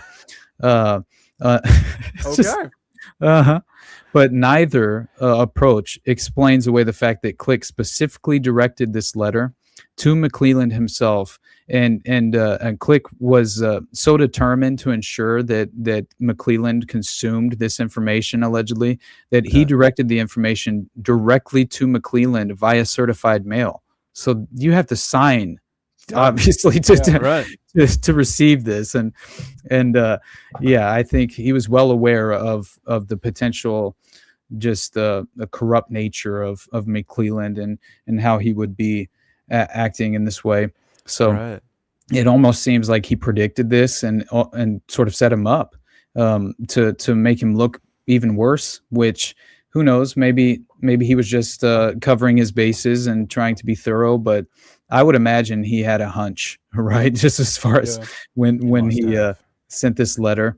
But yeah, so I think when it was received and when it was received and how long it took for this to be made public, it's very much I would say cause for concern. But not only did the prosecution withhold the letter from the defense, but law enforcement also withheld several other exculpatory pieces of evidence, including an 85-page compilation of reports by Todd Click himself that was prepared in 2019, and a bunch of different videos as well that contained statements that supported the defense theory of Richard Allen's innocence. And this 85-page report detailed the investigative work performed by Click, Ferenczi, and Murphy, and including the FBI. So this is when I found the FBI's behavioral analysis unit and what they happened to determine. This really very much, I think, lends credibility to the Odinist defense, and that was basically, and according to a summary of Click's investigation that he attached with this very letter, the Behavioral Analysis Unit, BAU, of the FBI determined that the individuals responsible for the homicides were involved in Nordic beliefs. This was news to the defense, as no member of the Unified Command in charge of the investigation revealed that information to the defense during any of the recent depositions at that time. So this includes Trooper Holman, who told the defense that he didn't remember if the FBI's Behavioral Analysis Unit determined one way or the other whether those with Nordic beliefs had been involved in the murders. Man, Holman is a real piece of shit. I just have to be honest. This guy is a character. Hell yeah. You can't make this type of shit up. Like the amount of you can't even call them coincidences at this point. The amount of lines pointing at just absolute I don't know another word for it other than conspiracy, but absolutely conspiracy to frame this guy, to nab these two girls. It's just ridiculous. And you would think like a competent evil organization would have done a better job of making this a little less, which I mean, they kept it going for like 5 years. That's pretty good. Yeah. But it is interesting how like flimsy some of these excuses are. And it makes you wonder, like, is that on purpose? Are they trying to point people a particular direction by giving some of those, it makes you wonder. Yeah, absolutely, man. And I don't think I think we have to be willing to objectively consider almost everything on the table at this point, and as far as undermining a criminal case in such a horrific way. I mean,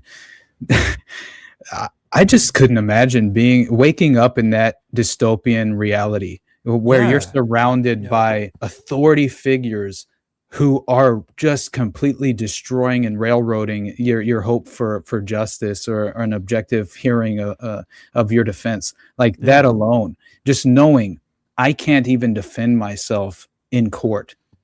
Like they've barred me from my attorneys even presenting any of this information. Let alone the internal sabotage happening throughout this entire process, which it really points in.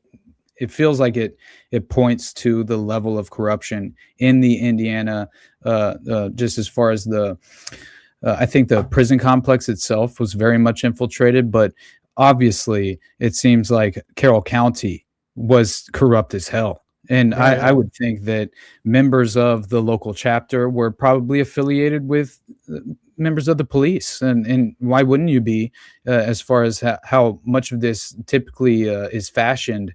You see these prominent figures who obviously run defense on behalf of individuals who are within their network. So that's what it looks like to me. But anyway, this behavioral analysis unit that the FBI formed that came away claiming it was Nordic beliefs that the individuals possessed who engaged in this crime was definitely fascinating for me. But anyway, this Trooper Holman, man, so it looks like the prosecution provided no evidence whatsoever of the findings of the FBI's behavioral analysis unit concerning the involvement of Odinus.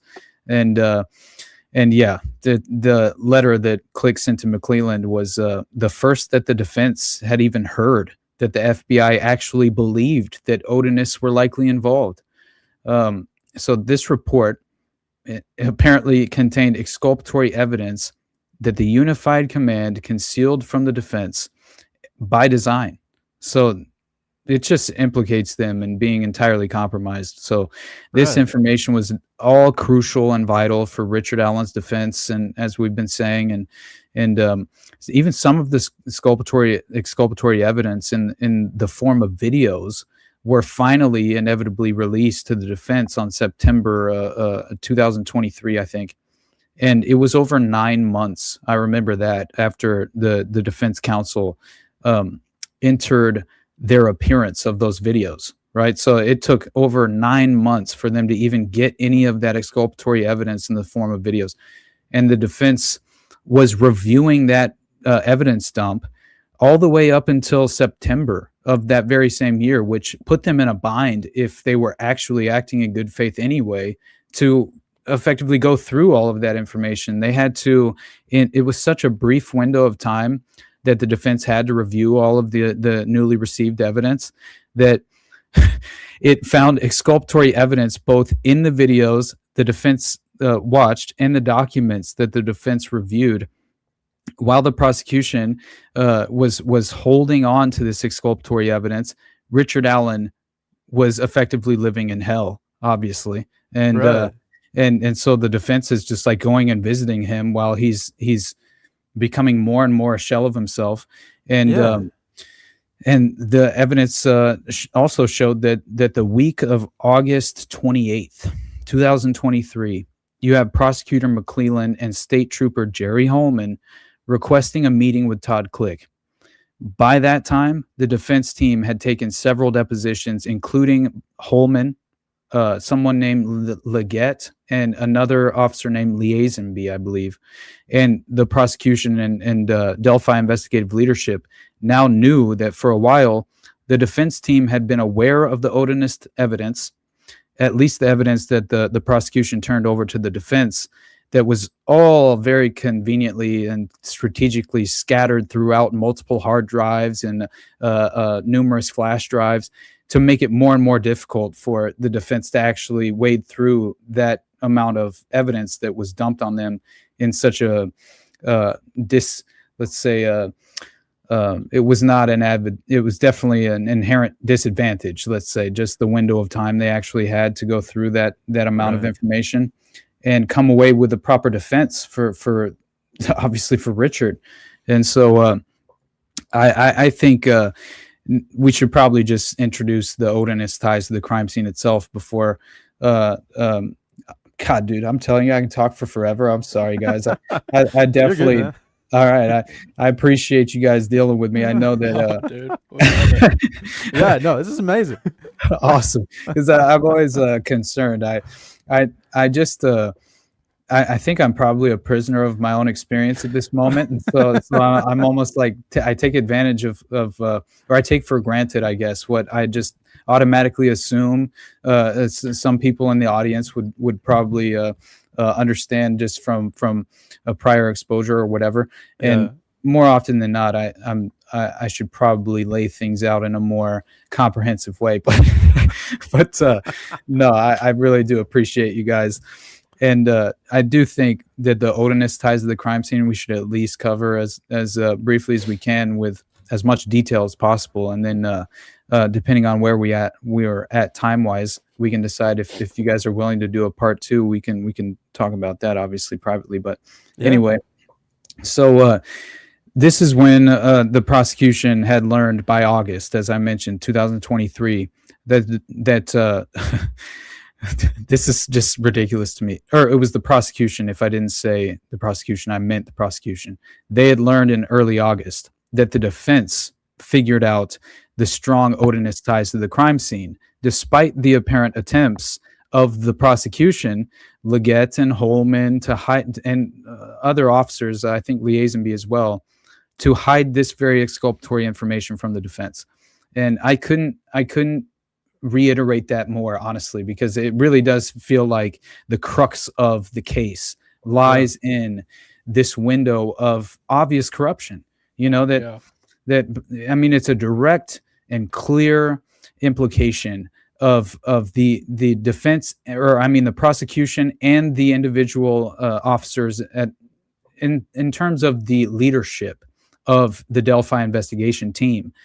They were compromised, right? And it took me some time to begin to realize to what level and to what extent it seemed like the vast majority of them were entirely corrupt. But so you have the prosecution kind of panicking because they're realizing, oh no, the defense has now figured out that the investigators have been well aware, and so have the prosecution in regard to these allegations of Odinism and the Odinist ties.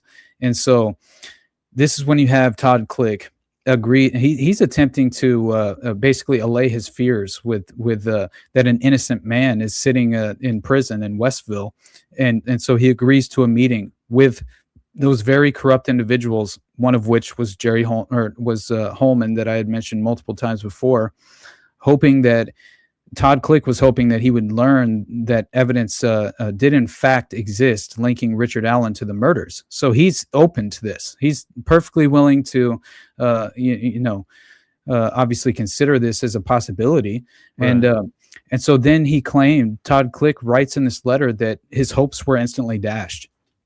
In paragraph 17 of Click's affidavit, he says the following: upon directing the letter to Mr. McClelland, I heard nothing from the prosecutor's office or any other member of Unified Command until I received phone calls on August 23rd and August 25th of 2023, which involved brief discussions regarding scheduling. During these phone calls, it was requested that I meet with Trooper Holman during the week of September 4th, 2023. I was informed that law enforcement officials intended to sit down with me and discuss with me the reason why Richard Allen was responsible for these crimes. I was told that Jerry Holman wanted to put my mind at ease. However, during the meeting with Detective Holman and a second detective whose name I'm unfamiliar with, there was no discussion or offerings as to why they believed Richard Allen was guilty of the charged crimes. I believe the interview was an attempt by them to clean up their loose ends, knowing that they had given very little, if any, attention to the investigative efforts of myself, Detective Ferenczi, and Detective Murphy. Emphasis added. Oh my God. Right? Like, I couldn't have been more convinced throughout the process of reading what Todd Click had to say and the evidence he put forward throughout his task force investigation. He convinced me that those three individuals were acting in good faith and truly did want to bring to justice the individual perpetrators responsible for this heinous crime. And so, yeah, that was the end of the Click's affidavit portion that I found most compelling, obviously. But you have... That's super compelling, because you have to think, in a state organization that's as seemingly corrupt as this is, putting that in an affidavit that's going to be made public, if you don't already have a massive target on your back, right? You're gonna have one after. Oh, yeah. Period. Exactly.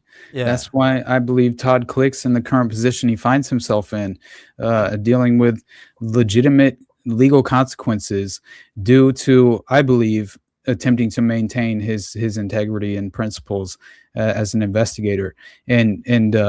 So yeah, that is just around the corner in terms of what inevitably happens to Todd Click and Greg Ferenczi specifically. I believe maybe the other individual on the task force was Detective Murphy, right? I believe maybe he was just... Now, I need to follow up on this, and I could be proven wrong on this fact. But the way I saw it whenever I did my deep dive into the case was that Murphy just realized by what happened to Ferenczi, and then after what Todd Click was enduring, I think he just realized what's best for him is to stay silent. I honestly do. And as hopefully that's not true, and hopefully he's come out since that time. But I definitely think that it was almost a factor of like Ramon J. Martinez from the U.S. Customs agent from the Finders case, right? And he was his entire career was completely derailed due to his willingness to not back down in terms of making public what he truly saw when he inevitably partook in the raid of the W Street apartments that belonged to the Finders and were two of the properties. I think it was the W Street apartments and then the warehouse as well. And I mean, we're talking ritual. What's it called when you basically an altar? There was essentially an altar that was discovered in a velvet red roped off room that they were utilizing for filming child pornography, the claim is. And they had all these insane files on various child victims or potential child victims. They were infiltrating themselves into babysitting services and child care organizations to attempt to provide themselves with an avenue. And then also they're investigating the families by using the babysitting service to ask questions to the parents or the guardians of the children to find out windows of opportunity when the parents would not be home with the children, and like things of that nature.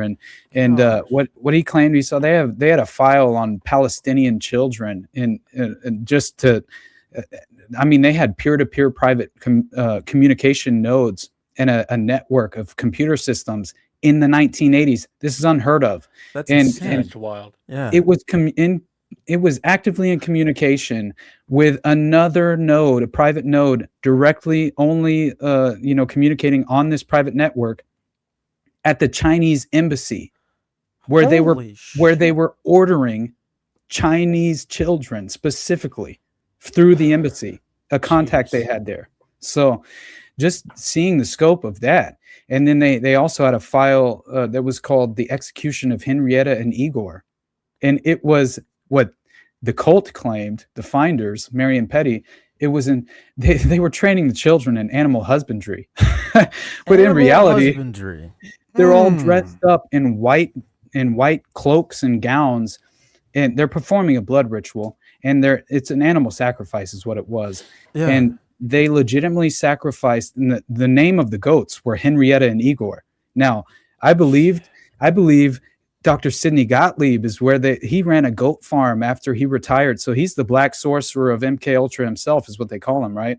And Dr. Sidney Gottlieb retired into a remote farmland in Virginia, right? Not too far away from the CIA training compound. And so convenient. He happens to set up shop, has a farm there, very close by to that of Marion Petty at the time, the game caller, who was the cult leader of the Finders.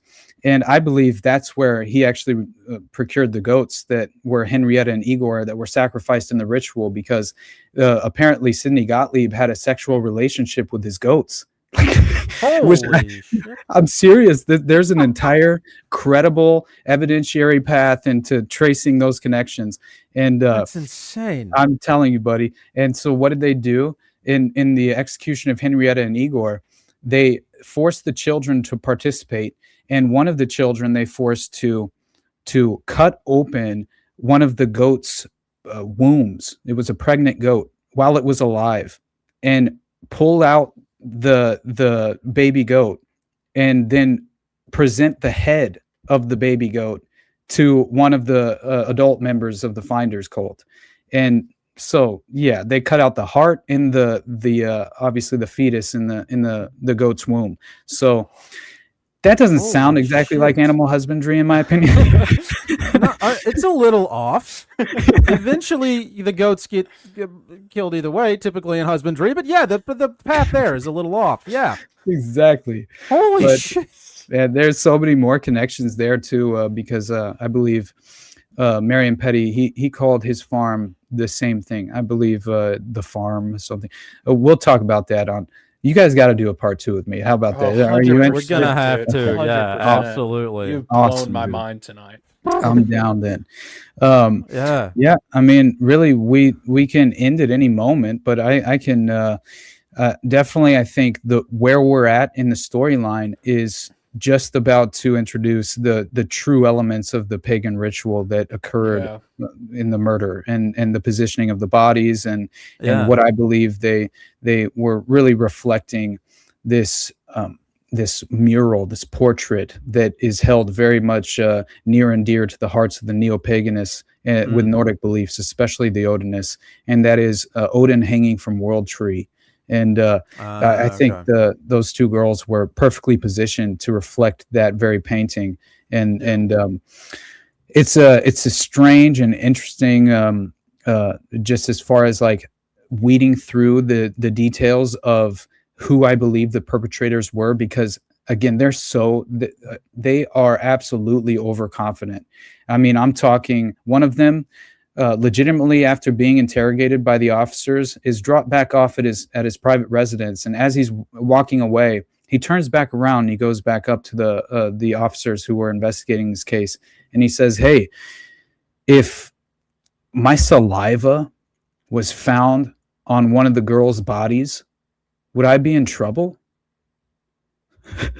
And like legitimately, yeah, I'm telling you, like it gets worse than that. An individual decides that he's going to borrow his girlfriend's car the exact same night that the murders take place, drive from was it Rushville, I believe I had mentioned, and drive from Rushville to Delphi that very night, and then return that night with blood all over the back seat, and not be able to explain it away to his girlfriend, and then saying, "If you keep messing with me," and obviously this is I'm butchering I'll give you the direct quote on part 2, but he basically says he will have her taken care of, and not one person will be able to hold him accountable or essentially trace her killer back to him personally. I just found it interesting. He's threatening to kill his girlfriend because she obviously is like, why is there blood all over my back seat? So, a fair question. Yeah. But it's was just she upset about the blood or the back seat being fucked? We don't know, but she's upset about something. Definitely. But anyway, I'm talking, she went forward and was like, man, my boyfriend's insane. I actually think she was married to him at the time, and then were separated just after this. But that tracks. Yeah, exactly. But we'll discuss that. How about that when we come back? But that and then also we'll have to lay out what ultimately occurred in terms of the consequential nature of what all three of the investigators on that task force investigating the Odinite signatures of the crime scene, the consequences they endured. It's really unfathomable. So anyway, we'll have nothing to but love, you guys. I appreciate you both. Honestly, this was fun, man. Dude, yeah, man. It was Thank you for doing this. It's been blew my mind. It's been a ton of fun. Ton of fun. Awesome. Oh my goodness. Yeah, I'm perfectly open to doing this anytime, honestly. So let's get something going soon. We'll get something on the books. Awesome. Sounds like a plan, man. Sweet. It's good to finally meet you. It's been a blast. I guess the one big thing that I took away from that is like the deep inversion of community that seems to exist at such a high level, and it's so disturbing when you tell it the way you do. It's just super freaky, and I'll be interested to explore that more next time. Yeah, I want to be respectful of your time and not keep you too long, but yeah, that's wild. That's crazy. Man, no worries at all. And honestly, usually I'm perfectly willing to do 3 to 4 hours. I'm trying to respect my wife's time at this moment. I've overscheduled myself. Let's just say that. But no, I will say that it's really cases like this that drive home the unfortunate dystopian environment we currently are in, and that in itself, it should really just shake you to your core. And I think what we need to understand is that at the end of the day, there's almost a spiritual battle at play, and that's what I view the demoralization campaign at large as attempting to ultimately accomplish. And that is not only to ratchet up the tension in the culture war at every level and essentially keep us at each other's throats and really make sure that we're focusing and prioritizing the low-hanging fruit, the low frequency level of interpretation in terms of the power paradigm, and therefore not 100%. Truly being able to even disrupt or let alone disrupt, let's say identify the true power brokers and then discern for ourselves, distinguish between the power brokers and the political puppets. And that is, it's all by design. It's a massive social engineering agenda. And I think cases like this really provide us with an opportunity to just pull back that naive veil and remind everyone that we're talking about major authority, let's just say major federal organizations. We have what I like to refer to as secret fraternal powerful or secret fraternal organizations of powerful influence is how I kind of usually describe them. And you have all of this playing into itself, this modern Gladio playbook to a certain extent. And I use that terminology because I love Paul Williams' book, Operation Gladio, The Unholy Alliance Between the Vatican, the Mafia, and the CIA. And that's what I feel like is truly happening and has been the state of modern society and the true power cabal behind the scenes since at the very least post-World War II. I think it's probably before then. But I think the permanent systematic entrenchment of the structured system was very much achieved just after World War II and has been, I would think, successfully just reinforced and facilitated throughout that ridiculous amount of time. So anyway, I'll shut my mouth, but I got nothing but love for you guys, and I appreciate the opportunity, man. Yeah, no, thank you for doing this. Yeah, that was awesome. Yeah. All right. Well, what folks can find you at the Underclass podcast on YouTube, Theater Thug. Yeah, Theater Thug I love. AWP on yeah. You know, when I first started my Twitter account, it was like 2008, and I had the original Theater Thug handle, and I changed it at one point, and I never got it back. I'm so upset about that. Brutal. I know, but That's anyway, amazing.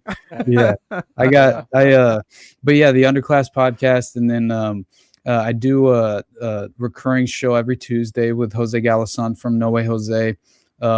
It's called Already Dead. It's a live stream we do on Tuesday nights at 9:30 Eastern time. It's a call-in conspiracy variety show, I guess is what we like to call it. But Schizo Bros Assemble is what we do there. But so check that out. And obviously, if you're a patron, then you get the additional perk of during the call-in portion, the latter half of the show, we bring the patrons on the screen, and they can hang out while we take calls and stuff and all of that. And then, yeah, and if you become a patron and you have the means to, then obviously even at the lowest level, you'll be able to access whatever this is, the paywalled show that I do with Brad Bankley and Sam Tripoli, who I love to death, man. Both those guys really helped.